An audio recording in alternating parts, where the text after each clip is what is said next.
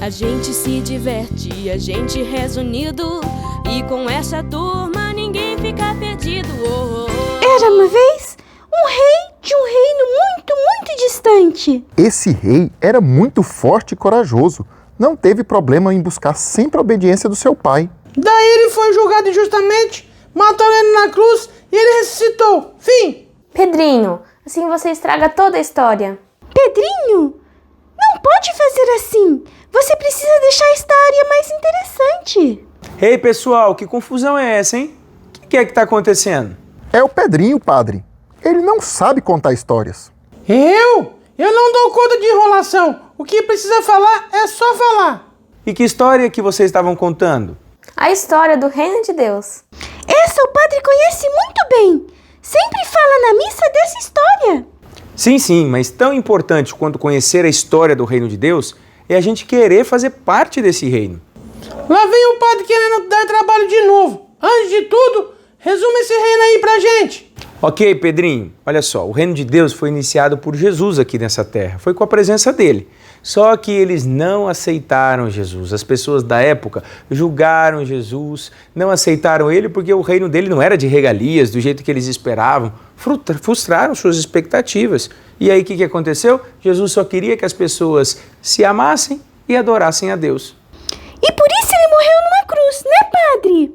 Com esse gesto, ele mostrou seu grande amor por nós. Eu acho que tem alguém que pode nos ajudar bem sobre esse lance de reino de Deus. Vamos chamar ela? Vamos chamar a Bíblia!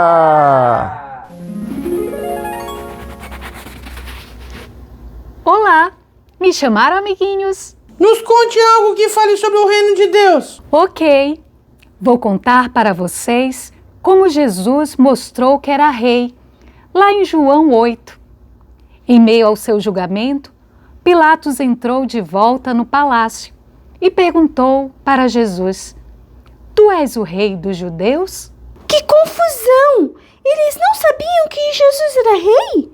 Jesus perguntou para Pilatos se ele estava dizendo aquilo porque tinha dúvidas ou se alguém tinha falado algo para ele. Fofocar. Meu pai eterno fofocava até com o governador da Judéia. Ele logo respondeu que não era judeu e não sabia dessas conversas e perguntou para Jesus: O teu povo te entregou para mim. O que você fez? Daí, então Jesus respondeu: Jesus tinha muita paciência. Se eu fosse Deus, teria logo jogado um raio na cabeça de todo mundo.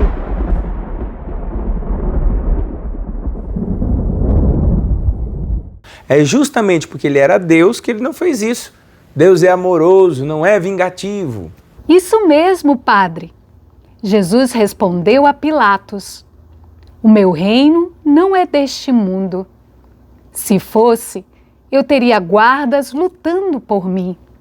Mas o meu reino não é deste mundo.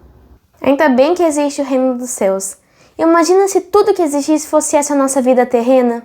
Então Pilatos perguntou para Jesus: Tu és rei? E Jesus respondeu: Tu o dizes. Eu nasci e vim ao mundo para dar testemunho da verdade. E todo aquele que é da verdade escuta a minha voz. Por isso que meu vizinho é surdo. Não escuta a voz de Deus. Vive contando mentiras. Obrigado por nos recordar essa história, Dona Bíblia. Vamos agradecer?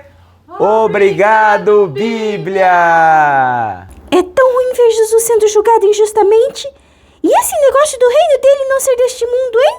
É complicado. Não é não, Dom, é simples. Olha, Jesus nos ensina que o reino dele não é deste mundo, não é desta terra. É justamente por isso que eu estava dizendo para vocês que mais importante do que conhecer o reino é viver o reino. E o que concretamente eu preciso fazer para viver esse reino? Eu ainda tenho dificuldade de entender esse reino. Um rei que não tem coroa, não tem castelo e não tem trono.